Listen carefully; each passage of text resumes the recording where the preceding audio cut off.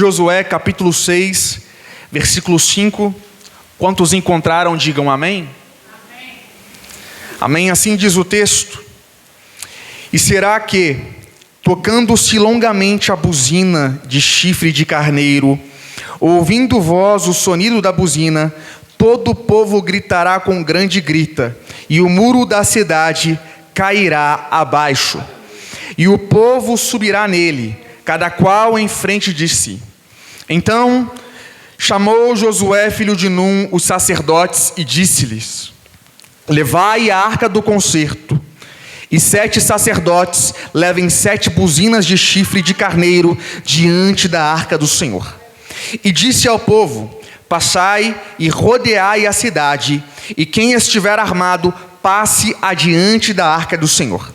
E assim foi, como Josué dissera ao povo, que os 7 sacerdotes, levando as 7 buzinas de chifre de carneiro diante do Senhor, passaram e tocaram as buzinas, e a arca do concerto do Senhor os seguia. E os armados iam adiante dos sacerdotes que tocavam as buzinas, e a retaguarda seguia após a arca, andando e tocando as buzinas. Versículo 10.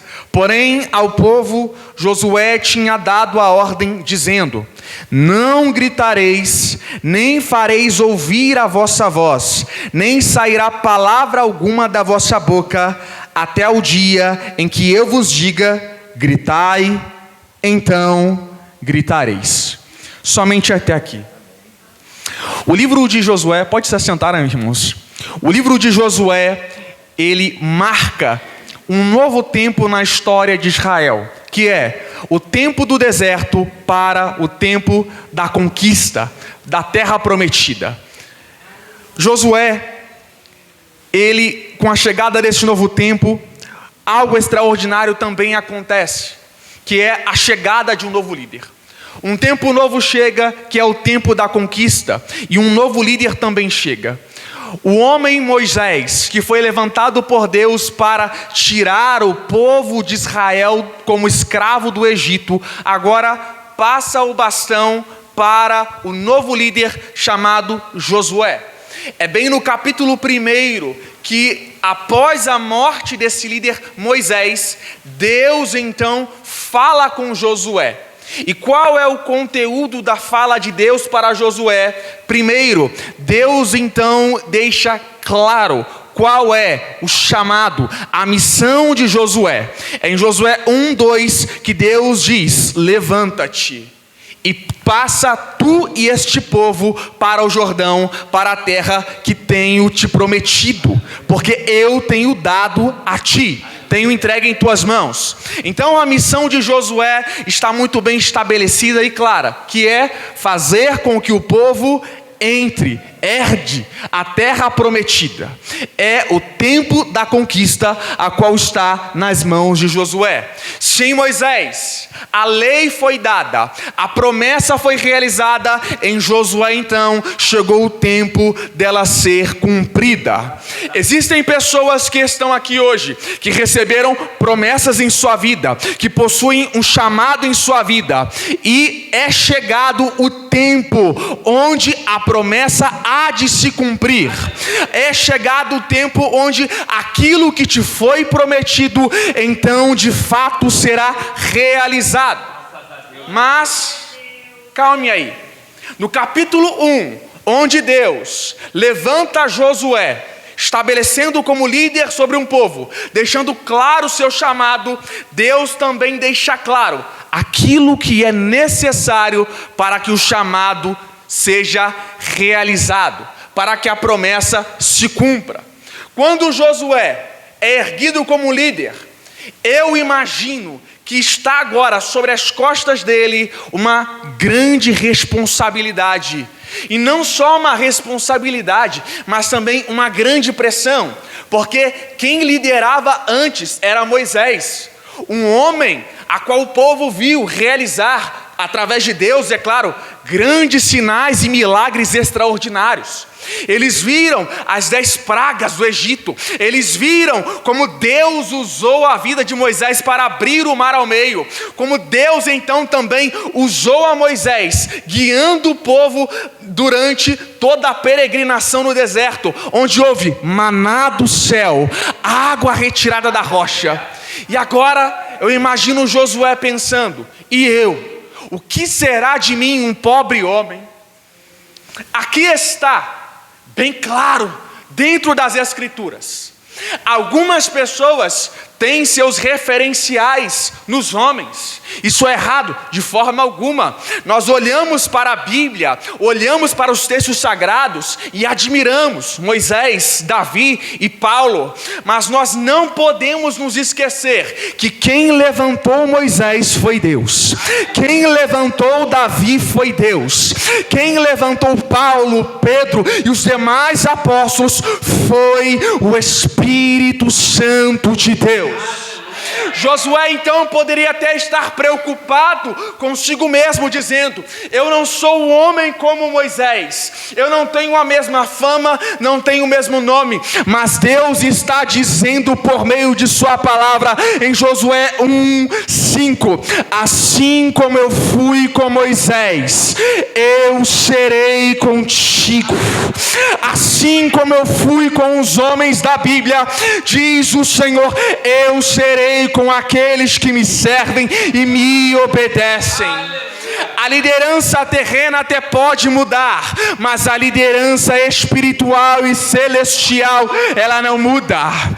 No ano em que o rei Uzias morreu, em Isaías capítulo 6, diz o texto que Isaías viu o Senhor assentado sobre um alto e sublime trono.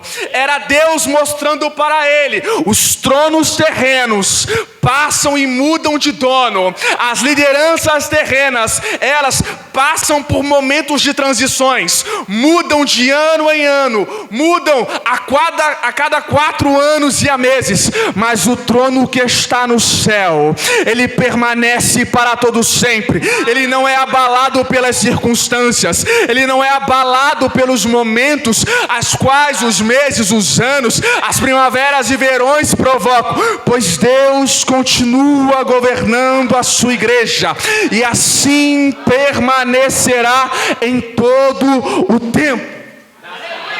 Eu sei que o ano a qual nós estamos entrando, de 2026, é um ano de muitas expectativas, e também é um ano de eleição, e muitas pessoas depositam a sua confiança nos governantes.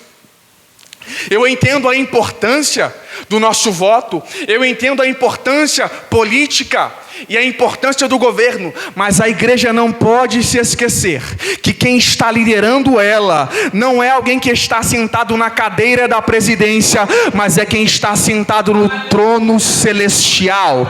Porque a igreja não é uma organização governamental, a igreja é uma comunidade espiritual estabelecida, criada, forjada, gerada pelo próprio Jesus Cristo. E essa igreja, ela possui um chamado que está muito bem estabelecido desde os primórdios da igreja, que é conhecer a Deus e fazer o nome dele conhecido. Mas então, Josué, tendo o seu chamado por Deus, Deus mostra a ele no versículo 5: assim como fui com Moisés, eu serei contigo. Deus está deixando claro para Josué que ele não estará sozinho nessa tão grande missão de levar o povo para a terra prometida. Mas agora Deus também vai requerer coisas de Josué.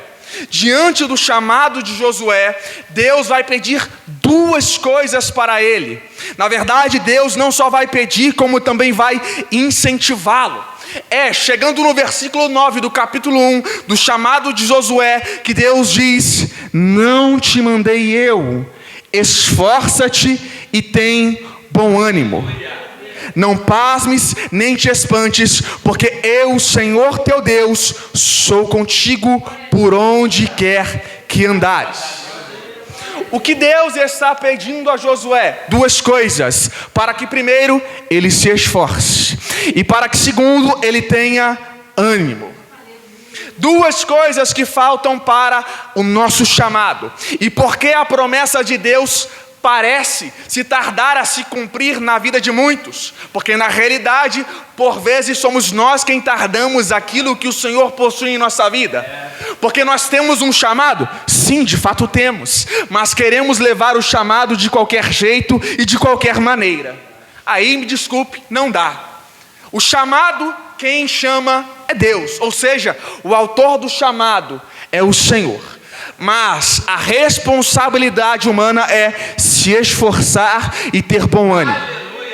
E por que Deus pede para Josué ter bom ânimo? Eu imagino que qualquer um que aqui está pode achar completamente extraordinário o cargo ou a posição de líder, de liderar uma nação, de governar uma nação.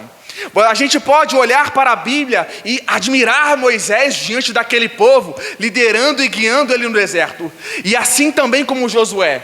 Mas se nós pegarmos os pequenos detalhes das relações humanas e se nós vivenciarmos essas relações, imediatamente a maioria das pessoas irá ficar frustrada.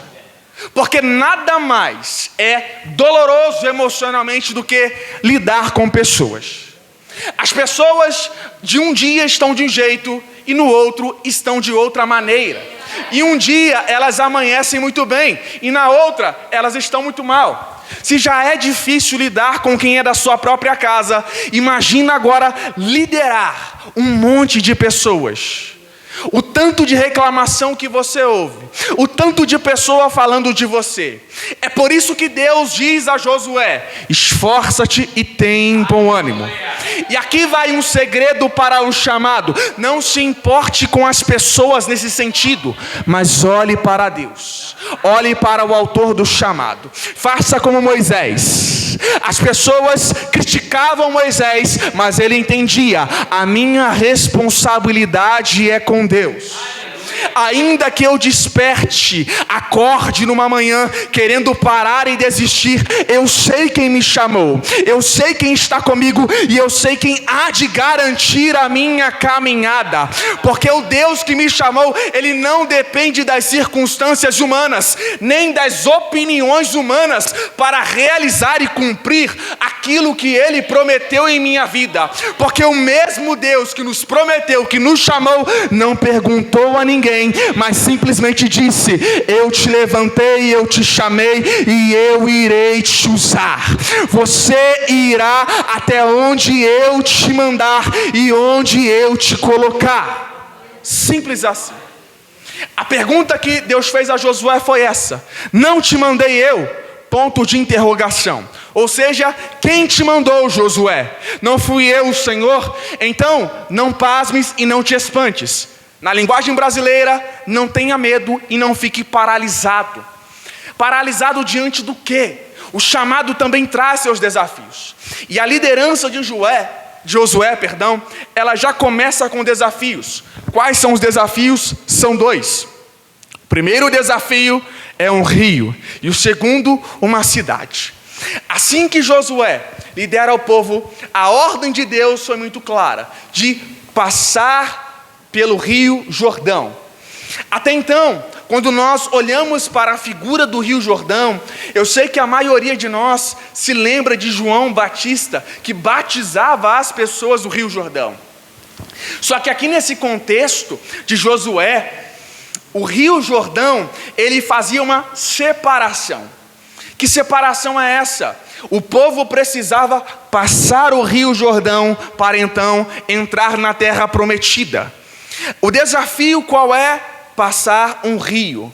Então este rio Jordão é o que separava o povo entre a promessa de Deus. Vou ser bem claro, o rio fazia separação entre o povo e a promessa. E a tarefa de atravessar o rio Jordão não era uma tarefa difícil, era uma tarefa improvável e impossível.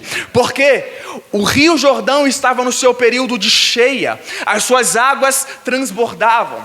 Então querer passar o Jordão a pé era loucura. Se atravessar aqui o rio Paraíba a pé já é uma grande dificuldade, quanto mais o rio Jordão em época de cheia.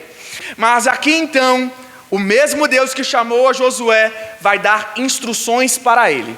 Diante do desafio do rio Jordão, Josué então diz ao povo, primeiro Josué 3:5, santificai-vos, porque amanhã o Senhor vosso Deus fará milagre no meio de vós. Há um desafio diante do povo. E qual é a instrução que Josué dá? Santificai-vos. Diante dos desafios da vida, da nossa vida, da igreja, qual é a solução? Em primeiro lugar, se santifique ao Senhor. O que é se santificar a Deus? E como se santificar? Não existe, talvez, um dos termos mais mal compreendidos hoje do que a santidade. A maioria das pessoas confundem ser santo, santidade, com apenas simplesmente vestimenta. Acham que santidade é terno, gravata, ou talvez uma cara séria, sem sorrir. Só que na realidade, o texto bíblico nos mostra que a santidade em si é ser separado. É isso. No Novo Testamento a palavra santo significa hagios, que significa ser separado. Simplesmente isso. Mas como assim ser separado? O que Josué estava dizendo então ao povo, santificai-vos? Ele estava dizendo o seguinte: se separem para Deus. E o que é e como se separar para Deus? Primeiro, se separar para Deus, se santificar, é em primeiro lugar se purificar. Em segundo, se separar para Deus é ter um relacionamento com Ele íntimo. É então criar e gerar uma intimidade com Deus. Em Hebreus a Bíblia diz que sem a santificação ninguém verá o Senhor. Então a santidade, ela é necessária para todos aqueles que querem se aproximar de Deus. Então é preciso se purificar. E essa purificação não é uma purificação externa, não é simplesmente um banho que você toma na sua casa, mas ela fala de um banho espiritual, de uma limpeza interior, de uma purificação no coração. Ao dizer santificai-vos para o povo, Josué estava dizendo: se afastem de tudo que contamina, se afastem do pecado e se separem somente para Deus. Deixem de lado todas as coisas que desagradam ao Senhor, para que então vocês tenham intimidade com Deus. Mas qual é o texto completo? Santificai-vos, porque amanhã o Senhor fará milagres. Aqui está a receita para o milagre. Qual é? A santificação. Se eu perguntar quem quer viver um milagre, eu imagino que todo mundo levanta a mão. Agora, se nós perguntarmos quem deseja se santificar, as mesmas mãos se abaixam. É impossível e não tem lógica nenhuma a igreja clamar por milagres sem antes se santificar. Não dá para ter uma igreja lotada de noite, clamando por milagre, querendo ver sinais extraordinários, sem que essa mesma igreja dobre os joelhos domingo de manhã, se santificando e buscando a presença e a face de Deus.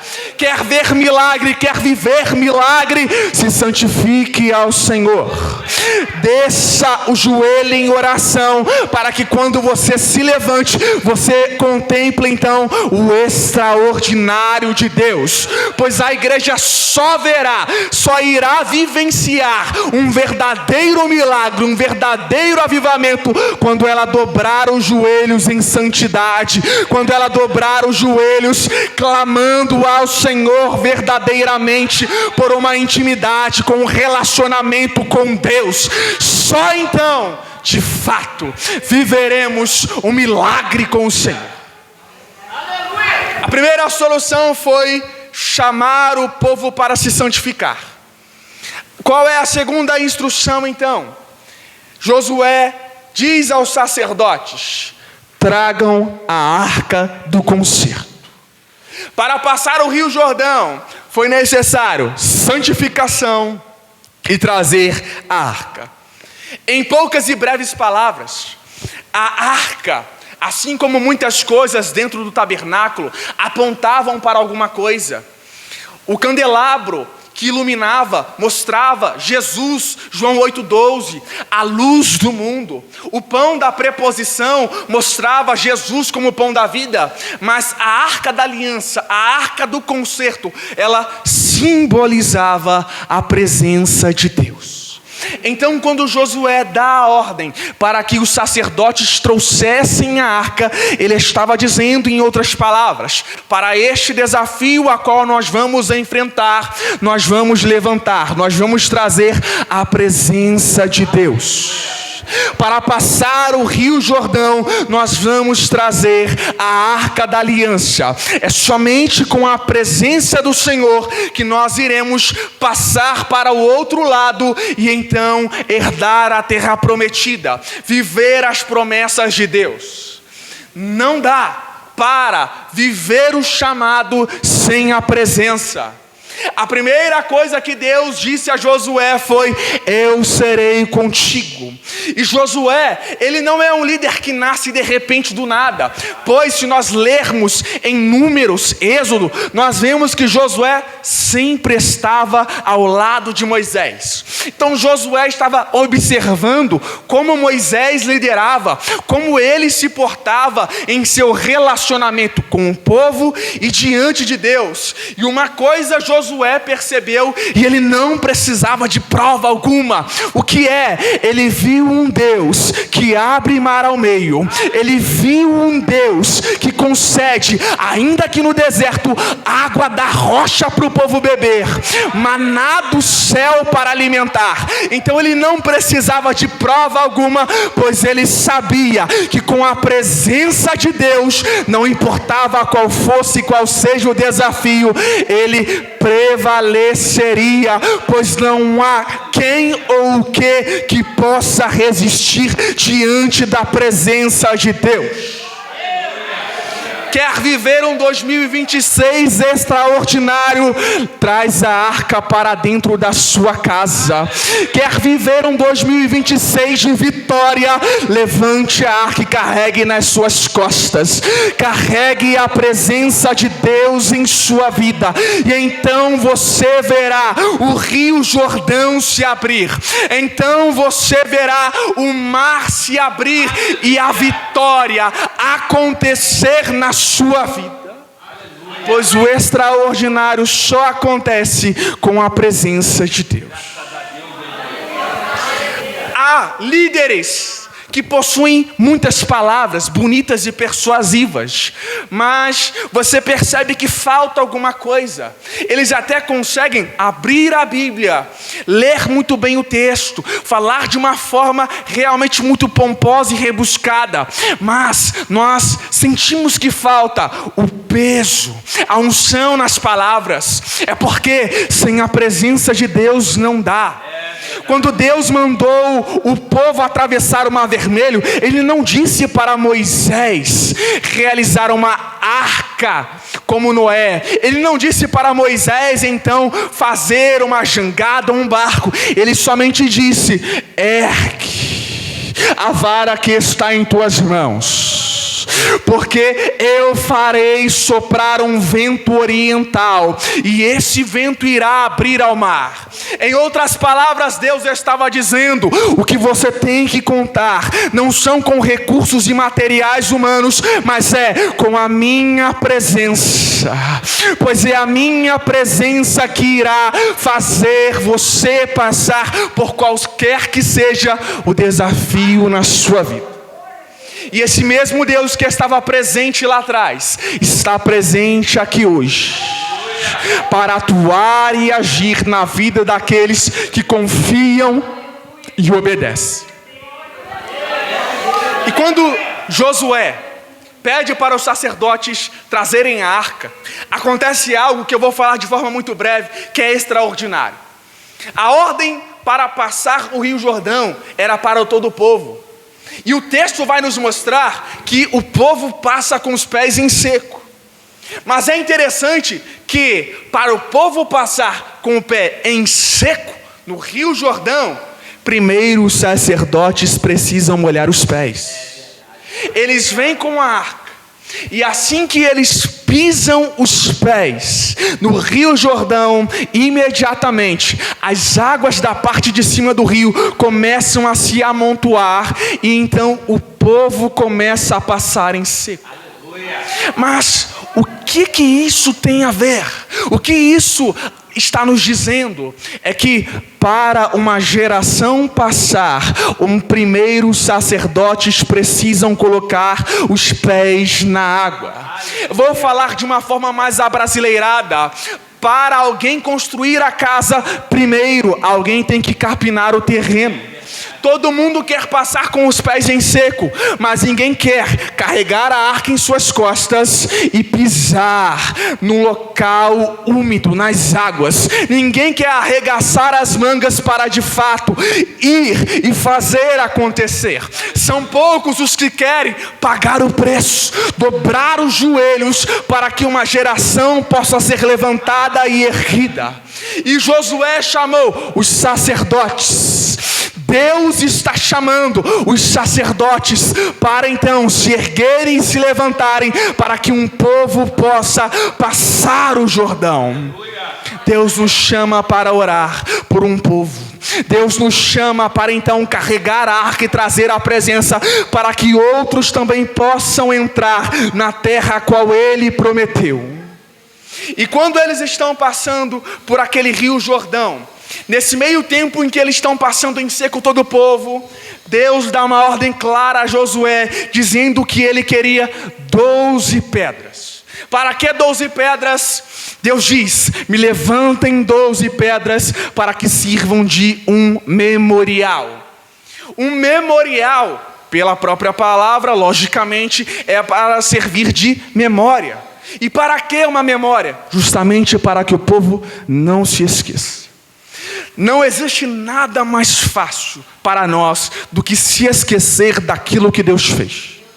Eu sei que assim como aquele povo, nós já vimos Deus realizar coisas extraordinárias, não longe, não na vida de outros, mas na nossa própria vida.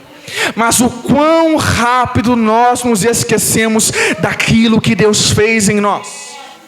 Tem pessoas que estão aqui e se esqueceram que Deus abriu o mar para você passar. Tem pessoas que se esqueceram que Deus te sustentou um grande tempo num deserto, que Deus não deixou faltar nada na sua vida. Não se esqueça que quem te sustentou, quem alimentou você em 2025 foi o Senhor. Não deixe isso ser apagado de sua memória, mas se lembre: o serviço que você tem foi Deus quem te deu, a casa que você tem foi Deus quem te deu, o relacionamento que você está vivendo foi Deus quem te deu. Tudo a quanto você tem foi o Senhor quem deu para você. Então entre nesse 2026 com um memorial, não no Rio Jordão, mas estabeleça estabelecido em seu coração, sabendo: foi o Senhor quem me sustentou, foi o Senhor quem me guardou, foi o Senhor quem realizou o milagre em minha vida, e por isso eu estou aqui, e por isso eu estou de pé.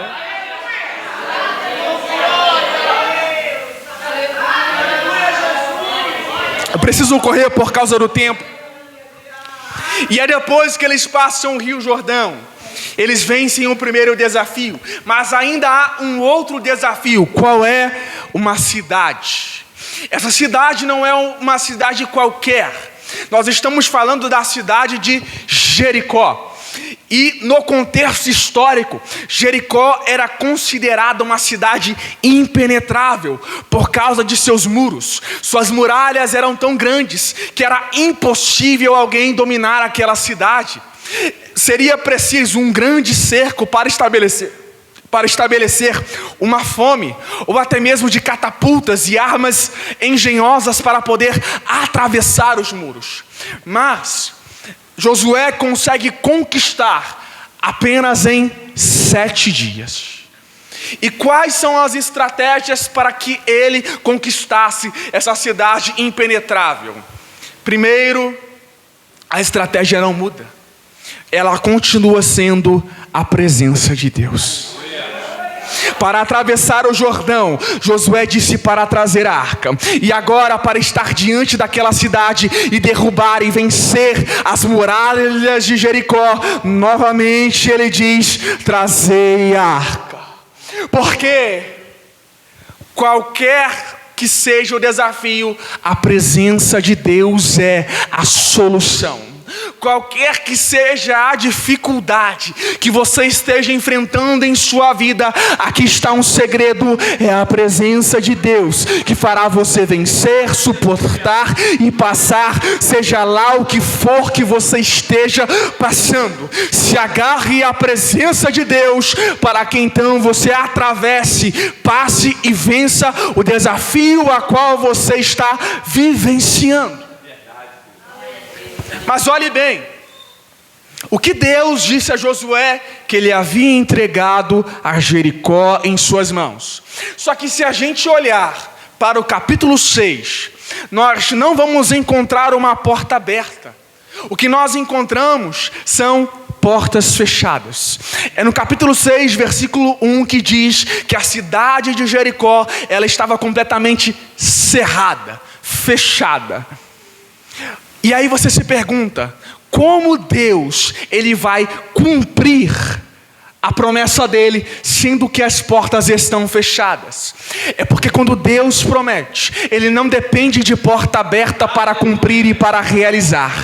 Quando Deus fala, ele não precisa que exista algo visível para nós. Não, mas ele diz mesmo você não vendo nada. Ele promete mesmo você olhando e parecendo que nada vai acontecer ou vai se cumprir. Quando Deus fala, ele não precisa de porta aberta para realizar, porque se as portas estiverem fechadas, sabe o que ele faz? Ele vai e derruba as muralhas para você entrar onde ele prometeu te colocar. A promessa foi: Josué, eu entreguei em tuas mãos. Alguns olham e dizem: mas a cidade é impenetrável, não tem como conseguir conquistar. Mas a resposta do céu é: eu te entreguei. Não dependa da ótica humana para viver a promessa. Dependa exclusivamente da fé em Deus, sabendo que o justo viverá pela fé. Enquanto aquela cidade está com as suas portas fechadas, há um motivo. Qual é? Eles tinham medo dos israelitas que estavam do lado de fora. Isso é algo que me chama muito a atenção, porque aquelas pessoas que estavam em Jericó, elas não conheciam plenamente a Deus, mas elas ouviram falar daquilo que Deus fez durante a peregrinação do povo no deserto e o que Deus fez para tirar o povo do Egito. E o que é que me chama a atenção? É que por vezes nós não nos damos conta do Deus que está em nossas vidas, mas as outras pessoas percebem. Os cananitas que estavam fechados dentro da cidade de Jericó sabiam que os israelitas tinham um Deus tão grandioso, e as portas não estavam fechadas por causa de Josué ou por causa dos israelitas exatamente, mas por causa do Deus que acompanhava eles. Entenda, o segredo da conquista da terra prometida, da promessa, não está em nós, mas na presença de Deus que habita em nós. E por vezes nós não nos damos conta que carregamos a presença de um Deus que é todo poderoso. É preciso que a gente venha reparar a reação de outros para se dar conta do Deus que age e opera em nós. Como assim? O que você está querendo dizer? É que às vezes nós nos esquecemos que o Espírito Santo de Deus faz morada em nós. Nós estamos sempre pedindo para outros orarem, outros fazerem, realizarem, quando Deus também está presente em nossa vida. Se você teme e obedece a Deus, saiba que Ele se faz presente em você. Eu preciso correr por causa do tempo.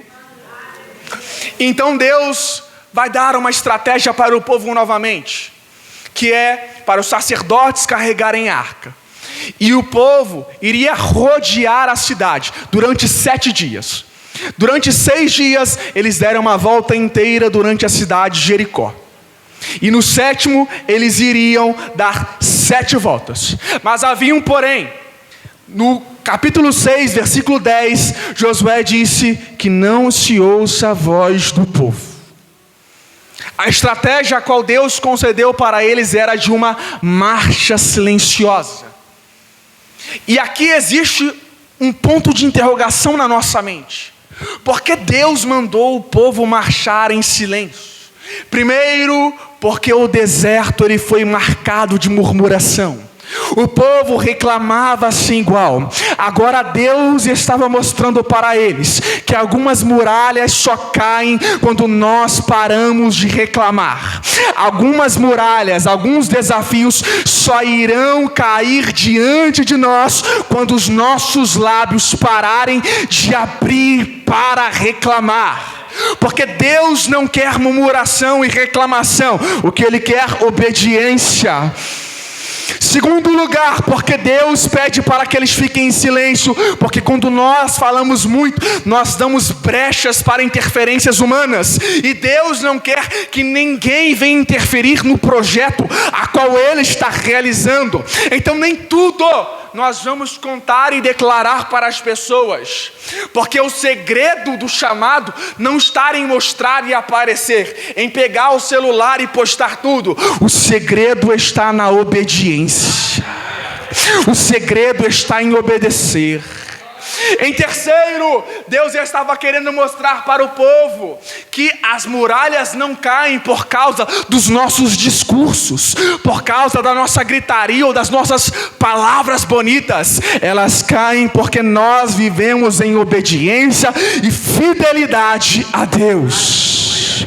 As muralhas irão cair quando de fato o povo aprender a caminhar, a marchar em obediência com Deus. Parar de murmurar, parar de reclamar, parar de dar pitaco. Eu preferia que fosse assim, eu gostaria que fosse assim. Não, Deus mandou você marchar, então marche. Ah, mas parece loucura dar voltas em meio de uma cidade, porque nunca se houve um registro de uma cidade que caiu com o povo rodeando. Mas se Deus ordenou, se Ele te chamou, você vai andar, você vai caminhar em obediência de acordo com o chamado que Ele estabeleceu em sua vida. Eu já vou terminar. E é interessante que o povo estava em silêncio, mas não havia de fato um silêncio. Por quê? Enquanto o povo estava em silêncio, o texto diz que os sacerdotes tocavam uma buzina. Em outras traduções vão dizer trombetas. Essas trombetas que aparecem aqui no texto não são trombetas de metais. Elas são um shofar, uma trombeta feita com carneiro, do chifre de um carneiro. E essa trombeta, ela sempre esteve muito presente na história de Israel. O shofar, ele sempre foi algo que apareceu durante a história do povo, porque o shofar, ele era usado para convocar o povo para uma reunião, para chamar o povo ao arrependimento, para anunciar e convocar o povo a uma guerra. Em Êxodo, capítulo 19, versículo 19, enquanto Deus falava com Moisés no Monte Sinai, o texto vai dizer que o som da trombeta crescia gradativamente, e enquanto o som do shofar, da trombeta, aumentava, Deus falava com Moisés como uma voz de trovão. Em outras palavras, a trombeta simbolizava a voz de Deus. Então, enquanto o povo estava em silêncio, a trombeta soava. Ou seja, enquanto você está em silêncio, marchando e obedecendo a voz de Deus, a voz do Senhor vai anunciando a presença dEle. A trombeta vai anunciando que é Ele quem derruba as muralhas e não a sua voz. A trombeta vai anunciando que a presença de Deus está ali como um trovão, sendo descarregado sobre as muralhas, sendo descarregado sobre os desafios, para que eles venham cair por terra e você venha entrar onde Ele te prometeu.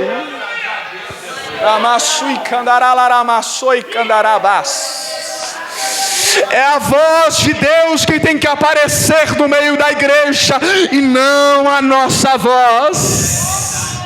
O que estava acontecendo naquele momento é o que João Batista declarou em João 3,30: é necessário que eu diminua e que ele cresça. Quanto mais o povo se calava e a trombeta aumentava e anunciava a presença de Deus, era o povo dizendo: eu não posso nada, mas Ele faz tudo. Não é através do meu agir, mas é através do agir de Deus. Não é através da minha capacidade, mas é através da força do Senhor.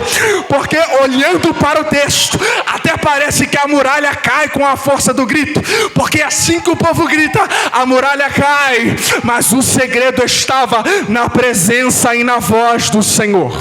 As muralhas de fato irão cair em nossa vida neste 2026, e nós seremos vitoriosos através da presença e da voz de Deus.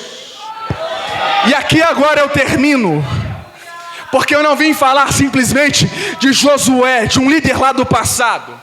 Se você não sabe, o nome Josué em hebraico é Yehoshua, e é depois do cativeiro babilônico que, tendo algumas alterações, algumas atualizações na língua hebraica, o nome de Josué, Yehoshua, ele sofre então uma abreviação.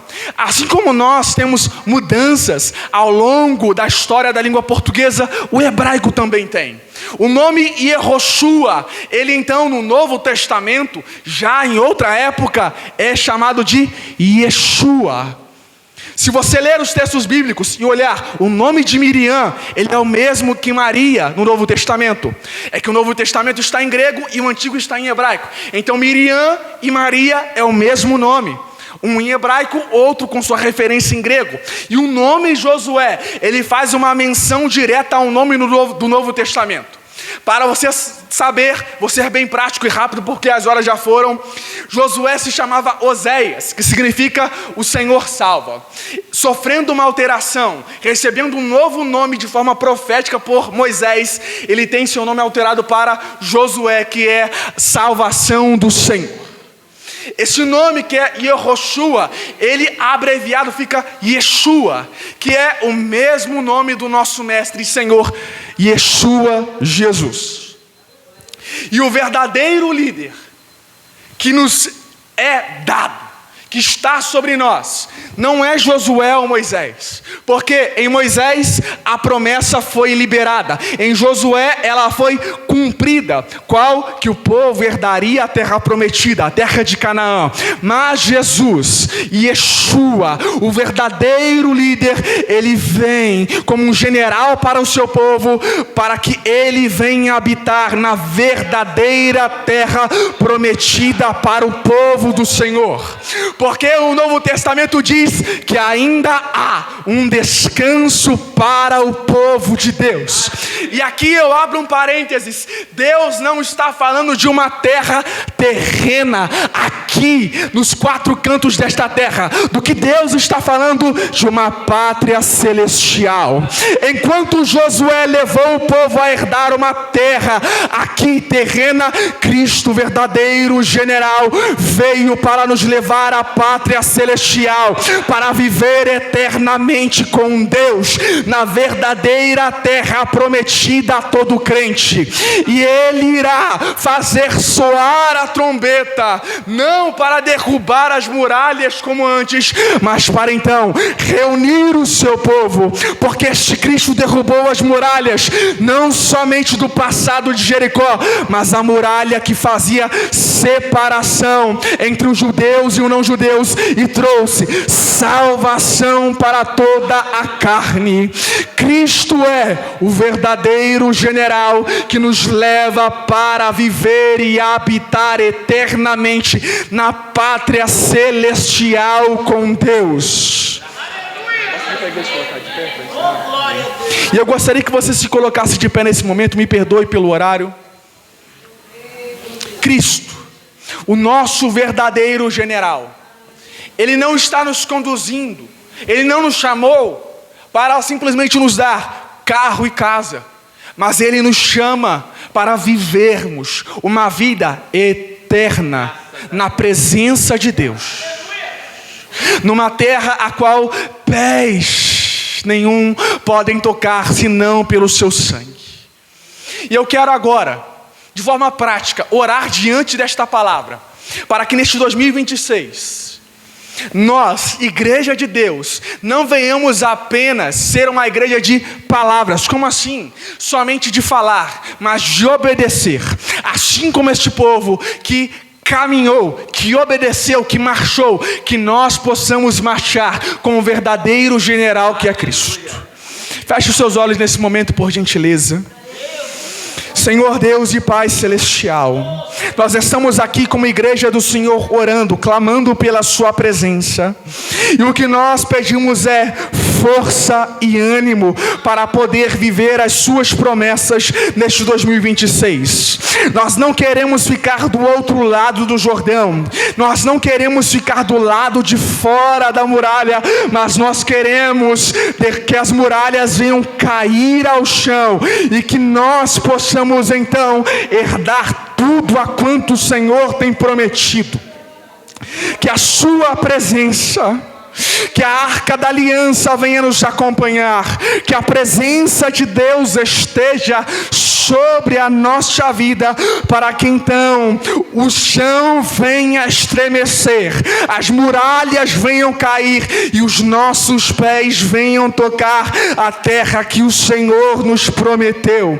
Eu sei que todos a quanto aqui estão, o Senhor chamou, e aqueles a quem o Senhor chamou, o Senhor também os capacitou e os justificou. Dá então, Senhor, ânimo para o coração que está cansado, pois são muitos os que já não possuem força para continuar caminhando e marchando na fé, mas a presença celestial de Deus se manifesta aqui agora, no nome santo e poderoso do Senhor Jesus, e toca os pés daqueles que estão cansados, daqueles que estão desanimados, para que eles possam marchar, para que eles possam caminhar na presença do Senhor. Pai, em nome de Jesus, Senhor, ergue, levanta o teu povo e concede a vitória de acordo com as suas promessas para este 2026. Assim eu oro, meu Pai, em nome do Senhor Jesus Cristo, e eu agradeço a minha oportunidade em nome de Jesus. Amém, Senhor. Amém. Glória. Nada, só esquenta não.